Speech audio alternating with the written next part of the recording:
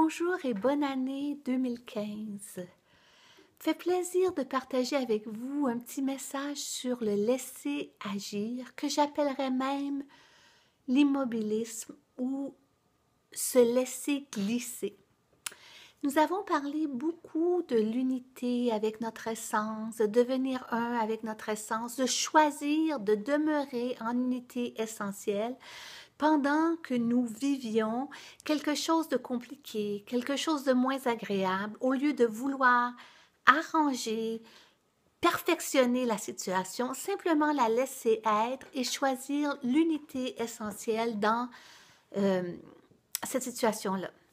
Maintenant, après avoir contacté l'émotion, la laisser être, choisir de demeurer en unité essentielle pendant qu'on la vit, au lieu de se perdre dans l'analyse, surtout le blâme, les stratégies gagnantes pour se libérer de la situation, en demeurant dans l'unité essentielle, il s'agit de ne pas bouger et de laisser agir. Et là, quand je parle de ne pas bouger, je veux vous donner un petit cadeau de la nouvelle année, une pratique pour l'année à propos de ne pas bouger.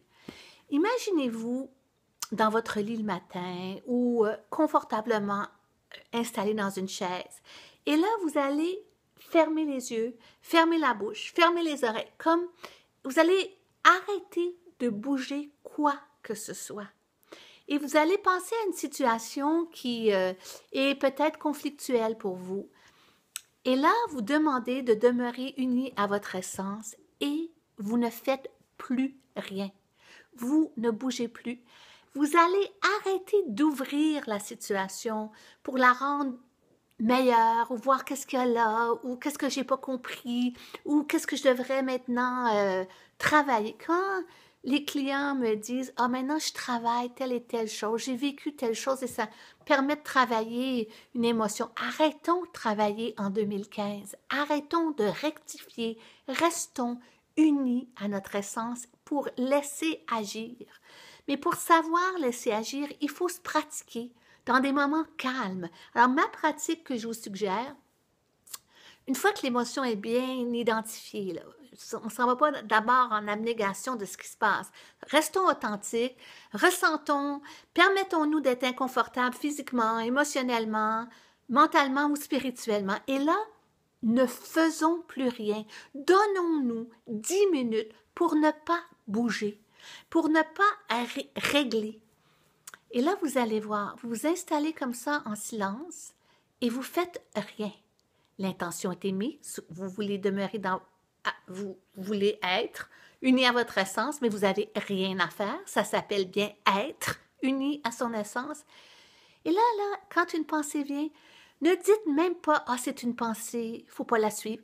Laissez-la être et gardez l'immobilisme. C'est comme si vous pratiquiez l'immobilisme en présence de tout ce qui bouge en dedans ou physiquement ou la douleur ou peu importe, le malaise. Vous pratiquez de ne pas réagir. Et là, vous n'allez pas vous dire « Ah, il ne faut pas que je réagisse » parce que ce qu'on veut, c'est faire ce que j'appelle un reset du parasympathique. Le sympathique, c'est le système nerveux qui est en alerte tout le temps et le parasympathique, c'est celui qui lâche après l'alerte. Et là, si vous pensez « Oh, il faut que je reste immobile », dites-vous même pas « Il ne faut pas que je dise qu'il ne faut pas que je reste immobile ».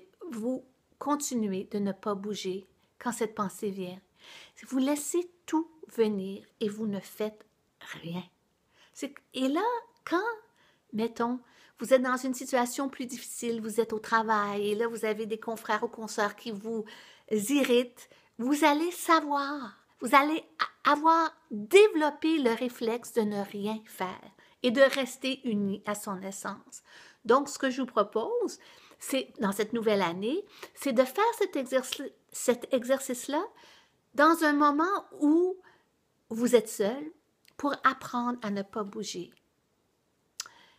J'aime cette place où je choisis de rester unie à mon essence et ensuite je me laisse glisser dans la situation sans rien faire, en sachant très bien que si je suis unie à mon essence, tous mes besoins seront comblés. Ça, c'est la deuxième étape. Première étape, on se permet de ressentir l'émotion. Deuxième étape, on ne fait rien. On reste unis et on attend dans un immobilisme intérieur. On se laisse glisser dans la situation. Troisième étape, on fait un choix, une intention claire au point zéro. Et ce choix, c'est de choisir que si j'ai un besoin essentiel, les ressources seront disponibles. Et je ne parle pas juste de ressources financières, je ne parle pas juste de ressources émotives, je parle de ressources immenses. Pour mieux comprendre ça, imaginez que votre essence, que le grand tout, quand il a individualisé cette essence que vous portez à l'intérieur de vous, a eu un moment d'extase. C'était un moment tellement glorieux de lui-même qui décide, ou elle-même, je ne sais pas comment on met le grand tout, mais le grand tout décide, j'individualise ce moment et crée une essence individualisée que vous portez à l'intérieur de votre corps humain. Ce moment d'extase-là est parfait. C'est un moment de ravissement qui est au début de l'essence. Quand je choisis par ma pratique au point zéro de rester unie à mon essence, même si je suis irritée, même si j'ai peur, même etc., toutes les émotions, tous les états, je m'identifie de plus en plus à ce moment d'extase qui vit à l'intérieur de moi. C'est comme si mon corps, mon esprit, mon âme sont tous là gardiens et porteurs de ce moment d'extase pendant que je vis cette incarnation humaine. Et là, je peux dire, mon Dieu, plus je pratique ça, plus je pratique ça, plus je pratique ça, plus je sais qu'il y a un moment d'extase du grand tout à l'intérieur de moi. Je redeviens la goutte dans l'océan. Et lorsque je sais que je suis cette goutte, j'ai les ressources de l'océan à ma disposition. Pour moi, d'abord, il y a le choix de l'unité, puis ensuite, l'abondance de l'unité. Et l'abondance de l'unité, c'est de savoir dans tout mon être que je suis ce moment d'extase. Donc, si je suis ce moment d'extase, tous les besoins essentiels seront comblés. Et là, je parle de besoins essentiels. L'autre jour, avec quelqu'un, j'ai fait comme ça un remue-ménage d'une situation dans laquelle cette personne était impliquée pour arriver clairement à émettre quel était son besoin essentiel. Quand on parle de l'essence, on parle d'un petit chemin doré qui n'est pas large. L'essence, c'est essentiel, c'est simple, c'est naturel, c'est pas compliqué. Avant, quand on était séparés de notre essence et, dans le fond, à la recherche de l'océan cosmique, on ouvrait très, très grand, on essayait de comprendre tout le monde, de tout savoir ce qui se passait et on faisait des collages de nouvelle année avec tellement de choses merveilleuses pour créer le bonheur. Maintenant qu'on s'unit à l'essence, c'est très simple. C'est comme si l'essence avait la forme de notre corps. Même quand on s'ouvre de façon multidimensionnelle, au lieu d'ouvrir à tout grand, on ouvre comme la forme de son corps dans le multidimensionnel, juste la forme de l'essence, la forme de cette goutte dans l'océan. Alors si je mets des intentions d'abondance, pour moi, l'abondance, c'est de savoir que mes besoins seront comblés. Mais mes besoins sont comblés parce que je ne suis pas en dehors de l'océan. Lao Tzu disait que le chemin du Tao est parfois très grand et parfois très humble.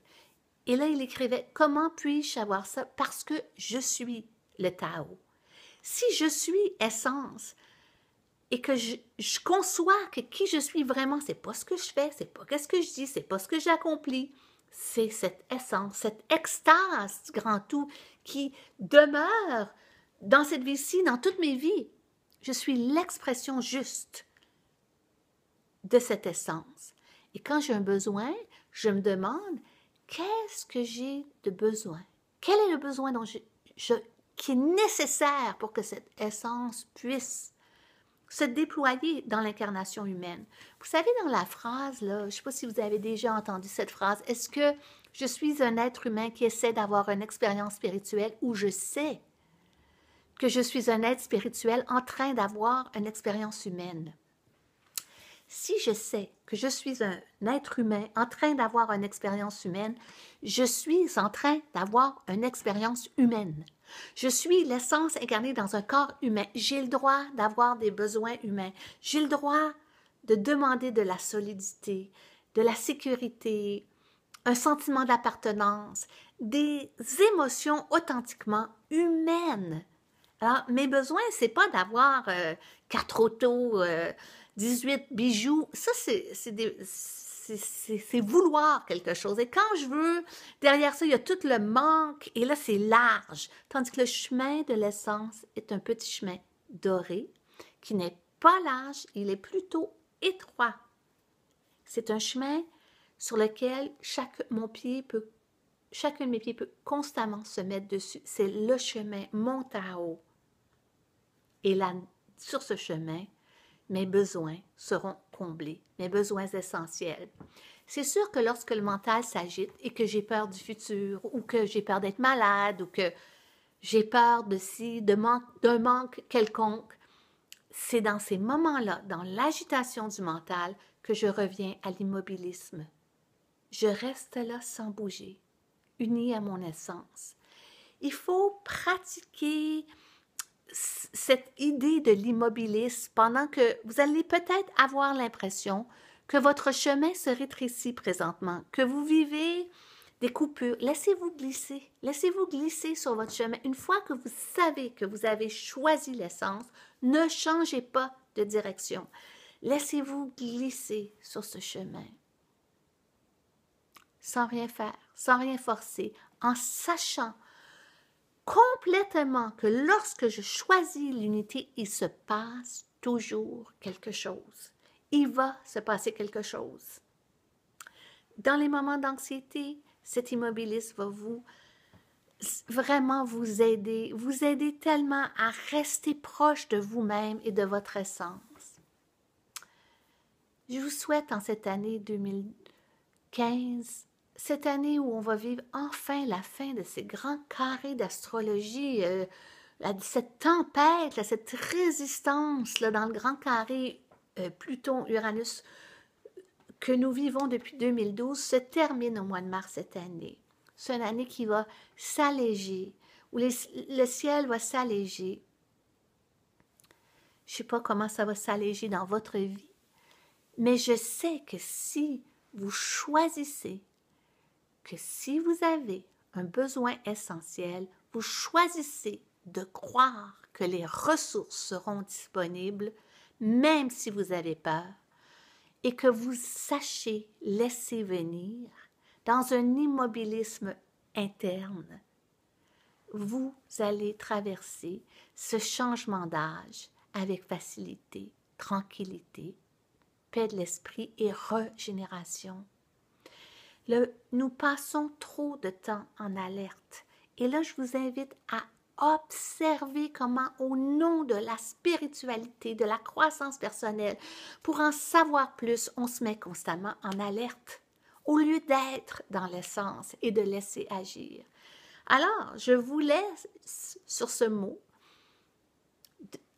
pour 2012, immobilisme et confiance que tous vos besoins essentiels seront comblés en restant tranquillement sur le même chemin de l'unité. Ne changez pas de chemin. N'ouvrez pas votre chemin comme ça sur 36 000 idées de l'ego en restant sur votre petit chemin doré de l'essence. Et rappelez-vous que vous êtes un moment d'extase grand tout. Namasté.